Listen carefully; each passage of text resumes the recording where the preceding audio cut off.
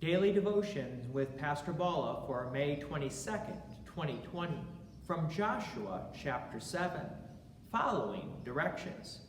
It seemed that the people of Israel followed the directions of God. The wall of Jericho came down, but God knows the heart of a person. We can keep thoughts and things from other people, but we cannot keep them from God. Unknown to Joshua and the people of Israel, God's anger was burning. But now, what does Joshua do next? After Jericho, now comes the next place, and it's called Ai. Verse 2, Joshua sent men from Jericho to Ai, which is near Beth-aven, east of Bethel, and said to them, "Go up and spy out the land." And the men went up and spied out Ai. And they returned to Joshua and said to him, "Do not have all the people go up, but let about 2,000 or 3,000 men go up and attack Ai. Do not make the whole people toil up there, for they are few." So the next stop was going to be a smaller one, at least compared to Jericho. So the report from the spies basically said, let's not have everyone come on up, only a few people. We don't need them all. Talk about great faith. And most of the people of Israel did believe and trust in God and knew that God would just take the place and put it into their hands. However, they didn't quite realize that God's anger was very much burning against the people of Israel.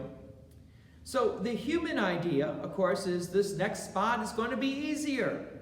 However, who gave the people victory in Jericho? That was God's doing.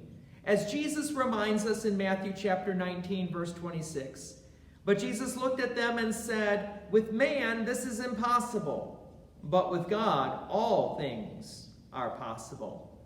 So what happened in Ai? Verse 5, "And the men of Ai killed about 36 of their men and chased them before the gate as far as Shebarim, and struck them at the descent. And the hearts of the people melted and became as water. Then Joshua tore his clothes and fell to the earth on his face before the ark of the Lord until the evening, he and the elders of Israel, and they put dust on their heads." Joshua did the right thing. There was repentance. There was like dust put upon them, another sign of repentance. That sign we also do on Ash Wednesday as we put ashes upon ourselves, kind of also in that same aspect of repentance. We knew something had gone wrong, but now what went wrong? So Joshua does, again, the right thing. He inquires of God. Verse 10, "The Lord said to Joshua, 'Get up. Why have you fallen on your face? Israel has sinned. They have transgressed my covenant that I commanded them. They have taken some of the devoted things. They have stolen and lied and put them among their own belongings. Therefore the people of Israel cannot stand before their enemies. They turn their backs before their enemies because they have become devoted for destruction. I will be with you no more unless you destroy the devoted things from among you.'" You cannot be God's people if you are going to disobey God. So God led Joshua to Achan. Joshua chapter 7, 20 through 21. "And Achan answered Joshua, 'Truly I have sinned against the Lord, the God of Israel. And this is what I did. When I saw among the spoil a beautiful cloak from Shinar, and 200 shekels of silver, and a bar of gold weighing 50 shekels.